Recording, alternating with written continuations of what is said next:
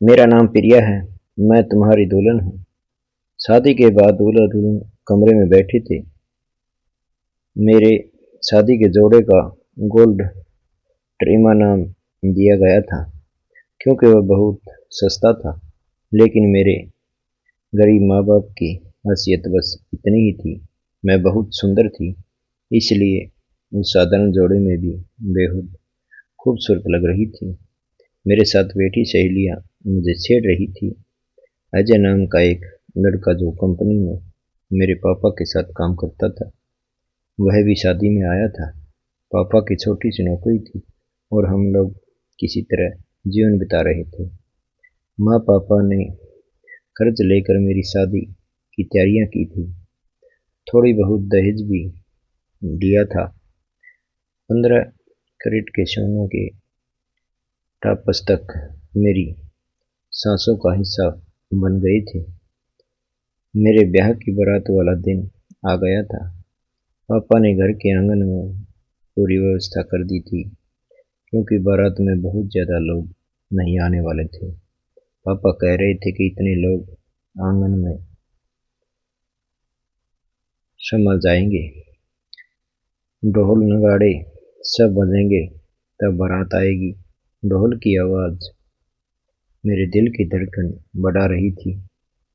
चेहरे पर मुस्कान थी। गीत संगीत की गूंज और मेरे आंगन से बाहर तक जा रही थी। मेरी छोटी बहन, भाई और सहेलियां बारात देखने आंगन में आ चुके थे। मेरा मन भी बार बार कह रहा था कि मैं जाकर देखूं, लेकिन गांव की रीति थी कि दुल्हन बारात नहीं देखती और मैं भी उस वक्त एक दुल्हन थी, इसलिए मन में सोच कर बैठी रही। तभी मेरा छोटा भाई भागता हुआ आया। उसका चेहरा खुशी से चमक रहा था। बोला, दीदी, तुम्हारी शादी की बारात में कितने सारे किन्नर आए, नाचते। पता ना तुम किन्नरों से डरती हो, लेकिन बहुत मजा आ रहा है बाहर। मेरे भाई बहन दोनों मुझसे बहुत प्यार करते थे। हम छोटी छोटी बातों से खुश रहते थे, मगर मेरे दिल में एक और झांसता था। वहाँ एक कोना मायूसी से भरा था। मायका छोड़ने का गम और आने वाले जीवन के सपने एक साथ मेरे उमड़े थे। मैं सिर्फ 17 साल की थी। माँ मेरी शादी को लेकर बहुत चिंतित रहती थी। माँ ने दो छोटी बहनें और एक छोटा भाई था। हमारे पड़ोस में रहने वाली एक बुआ ने रिश्ता बताया था। अजय उन्हीं का दूर का रिश्तेदार था। रिश्ता बहुत जल्दबाजी में तय हुआ था। रिश्ता तय होते ही मेरी सास ने पहली मांग रखी थी कि हमारे रिवाज है, लड़के के परिवार के सब लोगों के लिए कपड़े और जूते लड़की वालों को देने होते हैं। माँ ने अपने कानों में झुमके तक बेच दिए और उन्हें अच्छे कपड़े जूते दिला दिए। फिर तो यह सिलसिला चलता ही गया। घर में जरूरी सामान से लेकर फर्नीचर तक पापा ने उधार लेकर जुटाया ताकि उनकी बेटी ससुराल में इज्जत पा सके। पापा का सामान हमारे लिए सबसे बड़ा था। उन्होंने हम तीन बहनों की परवरिश में कभी कोई कमी नहीं छोड़ी थी। उस दिन आंगन में रौनक थी। रंग बिरंगी सजावट के बीच खुशियां बिखरी थी। लेकिन अचानक ढोल की आवाजें थम गई। एकाएक सन्नाटा छा गया। मुझे समझ नहीं आया कि अचानक क्या हुआ। मैंने मन ही मन सोचा कि शायद पंडित जी के मनोच्चार की शुरुआत की गई होगी, इसलिए शोर बंद कर दिया गया और अब शादी की रस्में शुरू होने वाली होगी। मैं सोच रही थी कि तभी पापा के रोने की आवाज मेरे कानों में पड़ी। दिल घबरा गया। कमरे की खिड़की आंगन में खुलती थी, पर मैं झोंकने में डर गई थी कि आंगन में किसी ने देख लिया तो क्या कहेंगे। दुल्हन खिड़की से झांक रही है, लेकिन पापा की सिसकारियां मुझे बेचैन कर रही थी। आगे हिम्मत जुटाकर मैंने धीरे से खिड़की के पास गई और पर्दा सरकाया। सामने जो दृश्य देखा, उसने मेरी रूह हिला दी। पापा जमीन पर पड़े हुए अपने ससुर यानी मेरे ससुराल वालों के सामने गिड़गिड़ा रहे थे, भगवान के लिए मेरी बेटी की बारात ऐसे मत लुटाइए। मैं यह सुनकर हैरान रह गई। मेरी बारात लौटाने जा रही थी। मेरे हाथ पांव कांपने लगे, दिल की धड़ें अनियंत्रित हो गई। मेरे ससुर बहुत गुस्से में कह रहे थे, आप लोगों ने हमारे दामाद की इज्जत नहीं रखी। आपके घर में इज्जत की कदर नहीं है। हमारे समाज के लोग क्या कहेंगे कि हम गरीब घर में ब्याह करने आए हैं। या तो लोग दहेज की बात पूरी करें, वरना यह बात बिना शादी और विदाई लौट जाएगी। यह सुनते ही मेरी दुनिया जैसे उजड़ गई। मेरी सांसें रुक गई, आंखों के आगे अंधेरा छा गया और मुझे लगा जैसे मेरे सपने का रंग उसी पल फीका पड़ गया। यह सब सुनकर जैसे आसमान मेरे सिर पर टूट पड़ा। मेरे पिता उन लोगों के सामने इस तरह गिर पड़े थे, मानो कोई अजीब आदमी अपनी इज्जत बचाने के लिए हाथ जोड़कर रहम मांग रहा हो। गरीबी उनका सबसे बड़ा पाप बन गई थी और बिना दहेज मेरी शादी होने मेरे जीवन का सबसे बड़ा अपराध। इससे अधिक अपमानजनक क्या हो सकता है कि मेरी बारात लौटाई जा रही थी। किसी पिता के लिए यह सदमे से कम नहीं था कि उसकी बेटी की शादी अधूरी रह जाए और बारात बिना दूल्हा के लौट जाए।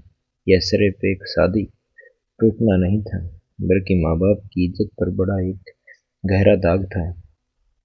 किसी लड़की के लिए इससे बड़ा दुख क्या हो सकता है कि उसके चेहरे पर शर्म की थप्पड़ दुनिया भर के ताने बन जाए। लोग ऐसे मामलों में कभी लड़की का दोष देते हैं, कहते कि जरूर लड़की में कोई कमी रही होगी, तभी तो बारात लौट गई। लेकिन किसी को यह नहीं दिखता कि लड़की का क्या कसूर है। उसका तो बस इतना दोष है कि वह एक गरीब घर में जन्मी है। मेरे पिता ने अपनी पूरी जिंदगी खपा दी, खुद को बेच दिया, फिर भी उनकी मांगें पूरी नहीं कर सकी। इसी वजह से गरीबों की बेटियां अक्सर बुढ़ापे की देहरी पर पहुंच जाती है, क्योंकि उनके माँ बाप के पास दूल्हे के लालच को पूरा करने के लिए पैसे नहीं होते। मेरी माँ उस वक्त मेरे ससुर के सामने हाथ जोड़कर अपनी इज्जत की भीख मांग रही थी। कुछ ही पल पहले जो हमारा घर खुशियों से भरा था, अब वह दर्द और अपमान का महल बन चुका था। पूरे आंगन में सन्नाटा छा गया था। सबके चेहरे पर एक जैसा दर्द था। जो आदमी मेरा ससुर बनने वाला था वह पत्थर दिल की तरह खड़ा था।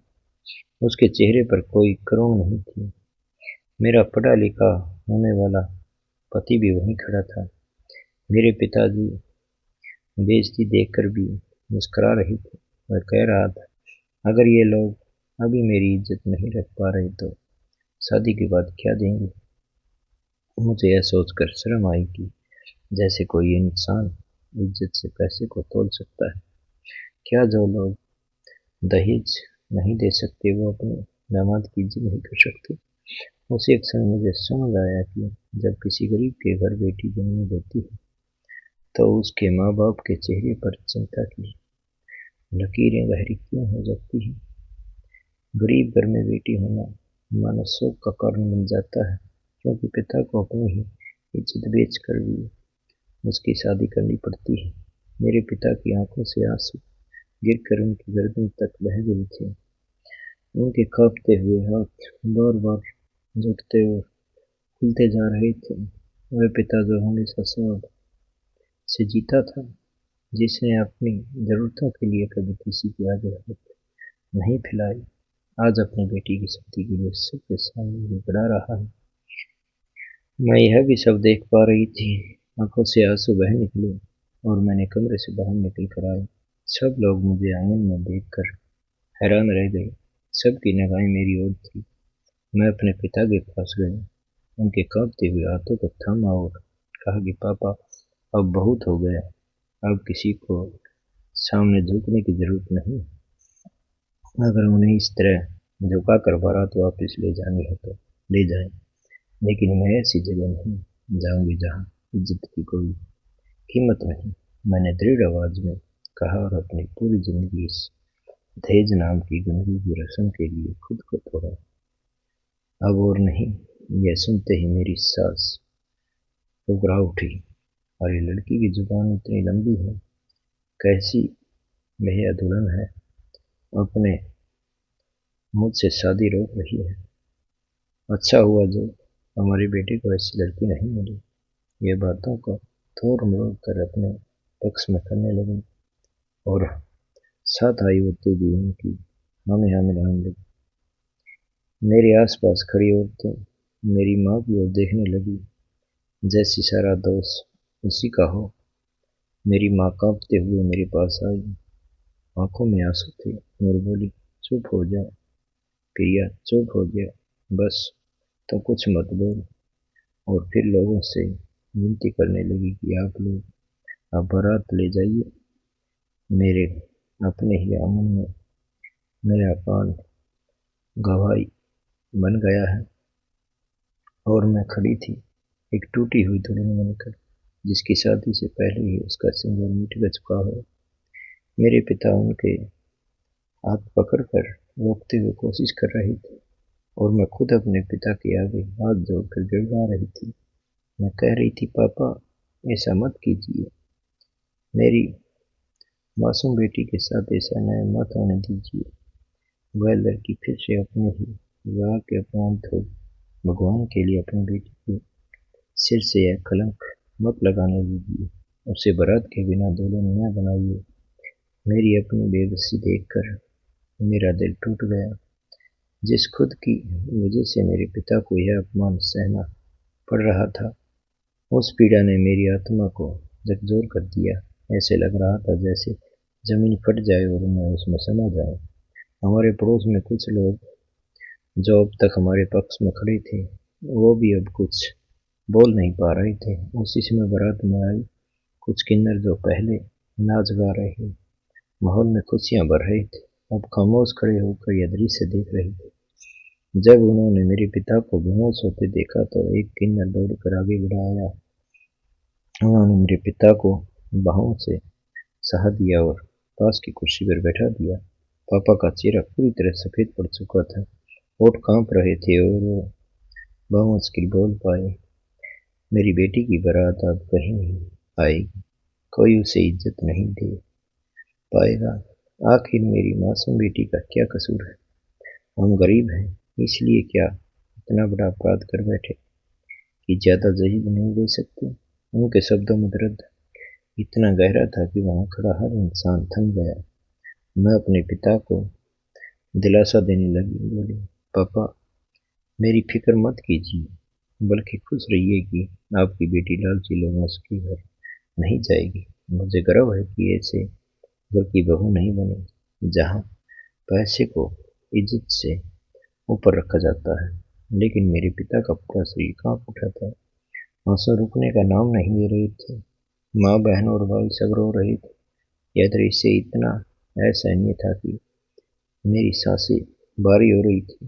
तभी हमारे घर के दरवाजे पर मिठाइयाँ वाला आया और बोला, भाई साहब रातियों के लिए खाना तैयार है, बताइए कब लगाना है ताकि ताज़ा परोसा जा सके। उसकी आवाज़ सुनकर सबके दिल जैसे और डूब गए। वह यह नहीं जानता था कि अब यहाँ किसी को भूख नहीं, बस गम का माहौल है। हालात देखकर वह भी चुप किनारे पर खड़ा हो गया। मेरे पिता धीरे धीरे उठे और आंखों से आंसू पहुंचे। आस पड़ोस के लोगों या रिश्तेदारों की ओर मुड़कर बोले, अगर आप लोगों में जरा से भी इंसानियत बची है तो भगवान के लिए मेरी बेटी का हाथ पकड़कर उसे अपने घर की इज्जत बना लीजिए। देखिए, आप सबने अपनी आंखों से देखा है, मेरी बेटी मासूम है, इसमें कोई कमी नहीं, बस गरीब है, इसलिए उसका दोस्त बना दिया है। मैं ज्यादा दहेज नहीं दे सकता, लेकिन मैं अपनी बेटी की इज्जत की भीख मांग रहा हूँ। पापा के हाथ कांप रहे थे, वो बार बार हाथ जोड़ते, पर भीड़ में कोई भी आगे नहीं आया। वह सैकड़ों आंखें थी, लेकिन किसी के रंगों में इंसानियत नहीं थी। सब चुप थे। सबकी नज़रें झुकी हुई थी। पूरा माहौल खामोश खड़ा था, पर कोई भी ऐसा नहीं था जो आगे बढ़कर मेरे पिता का हाथ थाम ले, जो मेरी ओर देखकर कह दे कि मैं इसे अपने घर की इज्जत बनाऊंगा। उस भीड़ में सब इंसान थे, पर किसी में इंसानियत नहीं थी। यह कहानी कैसी लगी? सब्सक्राइब करें, लाइक करें, कमेंट करें। जय श्री राम।